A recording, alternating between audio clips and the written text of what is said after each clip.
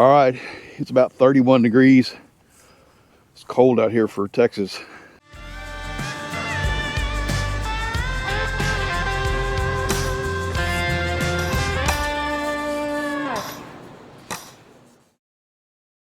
I need to start up the tractor, go put some hay out. The battery's dead. I'm not sure why. Brand new battery too, brand spanking new.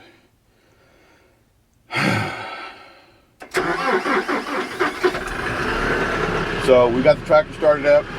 All right, I've shown this to y'all before in another video, but I'm gonna show it to you again. I got a flashing neutral light. I have this gear symbol up here that's on. The reason those two items are on is because the transmission is too cold right now, and it recommends that you allow this transmission and stuff to warm up. On any tractor, you need to let your hydraulics warm up before you take off, especially on a power shuttle shift. We're gonna let it sit here and run for a little while. All right, let's jump in the Polaris real quick. I need to go open some gates. Makes it a whole lot easier than jumping on and off the tractor. So let's see if the Polaris wants to start up this morning. Yeah, it does. It's ready to go to work. Although we need to let it warm up a little bit too. So one of the biggest problems with us down here in South Texas, in the central South Texas region, is we're not prepared for super cold weather. And so we do everything we know how to do, but at the same time, we just don't have some of the same things that you guys up north do. And for us, when it gets cold like this, we like to stay inside where it's warm. If you're from up north laughing at me, I agree with you. But at the same time, come down here in about July and August, when it's about 101, 102, up to 110 degrees, it gets blooming hot. It just does. And I mean, it gets hot. And you won't like that weather, I promise you. I'm not a sponsor. We started using these. I don't have to drip all these faucets at night before it starts to freeze up. And of course, we're here in Texas, we don't have those frost line faucets. I would wish I did sometimes, but those freeze protection, those freeze misers, A1. All right, we're gonna let that trough fill up for now. What are you doing? Huh? All right, I gotta put water in there in one of the troughs, filled it up for now. I'm gonna put this miser back on here, it's water miser. So all you do is screw these things on here, tighten them up, and then turn your water on. Whew.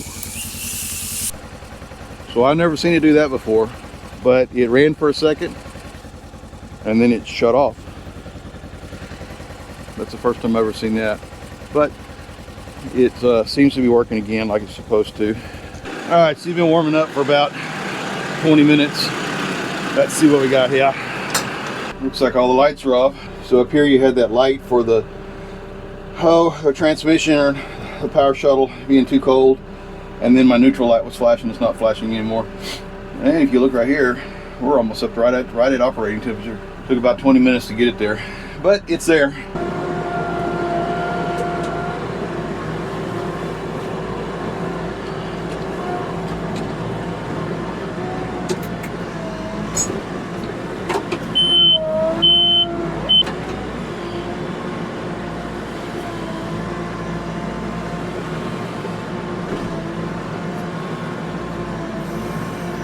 So I thought I'd show this to you guys.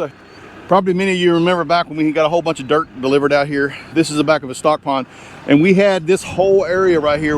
We had dirt put in it, all of this area, and we spread all this dirt out. This is so much nicer than what it used to be. It used to be the tank dam just kind of come off the edge way back over there, and this was holding water. So we filled this in. This does not hold water anymore. It's been great. The problem is the dirt. The dirt is not super healthy, so therefore grass has been impossible to get to grow on. If you look at it, there's no grass here. There's grass. No grass, grass. So what we started doing this year, is we went ahead and started just feeding hay bales on top of it and spreading that hay bales out. You can see cows are right over here. I just put that new bale out and they're down here now. I put that new bale where they could get to it. Then I picked this bale up that was up here because it was they weren't eating much on it. I busted it up and they got closer to the center of it, and now they're starting to eat on it. Must be something wrong with the outer edges of that bale. Something up there. If you look up there by Donkey's got it. They're eating on that, but they weren't eating on much of it. So now they're down here eating on it. The thing about it is now I have this hay coming in here. They're stomping it into the ground. As you can see, they have little piles laying around here. You kind of figure out what that is, and you'll see that that's all being stomped into the ground. That will make this ground much richer. We'll come back later on at some point and I'll show you what difference that has actually made. Probably closer toward the summer or spring, we'll kind of come back and take a look at it and see how much difference we have here. But in my opinion, that should work. So I want to take a moment out real quick and show you something, and be careful. If you're using string bales like I do, you have to be really cautious. Sometimes you get that string wrapped up in your axles. You see that right there? All that right there is starting to wrap around that axle, and it's not hurting it right there. There's nothing there to hurt it. What's going to hurt it is if it gets up inside of here. You don't want this up in here. You'll mess up things.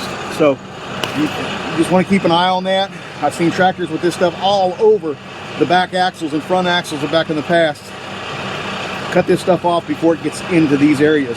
You'll be destroying some seals, and you'll have axle leak, and then you're going to blame it on somebody. You'll blame it on the tractor brand, you'll blame it on the shop, you'll blame it on everybody. Sometimes we are our worst enemies on our equipment. So make sure we keep them clean, make sure we get all the string and other things, other debris out of those kind of places. Quick update. So over the last several months, I've been in the hospital a couple times. I broke a knee, had knee fixed, and then I got an infection and ended up back in the hospital. So the video's been a little bit slow. Well, I'm feeling a whole lot better than I was in during that time frame. So we should be able to get some of these videos out that I've been promising you hopefully soon. I'm going to give you a quick update on all that real quick so you can see what is coming up, and I hope you're going to like it. So many of y'all may remember this guy. We used him to rip with, and I think what I'm going to do is make it a little shorter. I think I'm going to cut off minimum. I'm going to cut these off. These are about 10 inches long. We're going to cut those off. There's one on each side. And then I've been trying to decide if I want to cut some of this back. I don't need this plate, although I could cut the plate off and move it back. But this whole wheel assembly could be moved over to right here. And that's something I've been thinking about doing. And if I move this whole wheel assembly over, then I can cut this, I can almost cut it off somewhere in here, which will take about 2 feet off of each side. I don't need the extra weight, but I do need to shorten it up because it's so much wider than the tractor, and I need to get closer to some of the fence lines without snagging anything. So I need to get rid of some stuff, and it's easier for me. It's easier if this thing was a little bit shorter and not so wide, so I can get into little narrow areas too. Getting through some of the narrow areas would be helpful. These tires look horrible, but they hold air, and they've been running just fine. Most of you know what that is. That's a moldboard. It's a 3-plow moldboard. We need to take that and put it in the ground. And I've been telling you I was going to do that on the LS. Things kind of didn't go the way it was supposed to go. So we need to get that behind the tractor. And we need to get some property up here where we just run that 3-bottom plow through that property to help clean up mesquite. It's wintertime right now, everything's dead or dormant for the winter. This is the time to do it because this area right here is ready for that plow to go through it. If you look at this area real close, you'll see that there's just not a lot of grass or nothing in here, so we need to knock this out too. So we're going to stick the ripper in that and see if we can get rid of some of that. Didn't have time to spray it last year, couldn't get to it, but if I can keep from putting the herbicide down and I can just rip it, then I'm going to rip the roots out of this. If I can't, then I'm going to have to throw some herbicide down and let some of that root rot out. Most of you are going to remember this field because we had all this mulched up. It's made a huge difference, but at the same time, remember these trees were all like, I'll show you, for the most part, all the trees in here were like those over there. but there's a lot of them in here that were this size. This is still here, but we're going to cut it down. A lot of those trees were just huge, and we had it all mulched down. I got, you know, we're going to have to come back in here now, and we're also going to run the ripper through this. I don't know if it's going to work or not, and the reason I say that is because how dense the root system is in here, and I don't know if I can pull it. It may take a bulldozer to pull through this stuff. I need to burn that pile right there. Got another big pile that needs to be burned. Another pile. So that is an extreme, just a brief, and I mean very small overview of things that are still going to have to come out and are coming out. We have a lot more to go. As I'm finally getting back out here and able to actually do some stuff, even though I'm a little slow, I'm getting more and more excited that I can get out and do things. Sitting around the house with an ice pack on your leg and doing therapy and exercises and all those things, that's just not fun. I mean, all right, it's time to go in where it's warmer. Till next time, thanks. What's going on, donkey? Where you going? Hey, hey.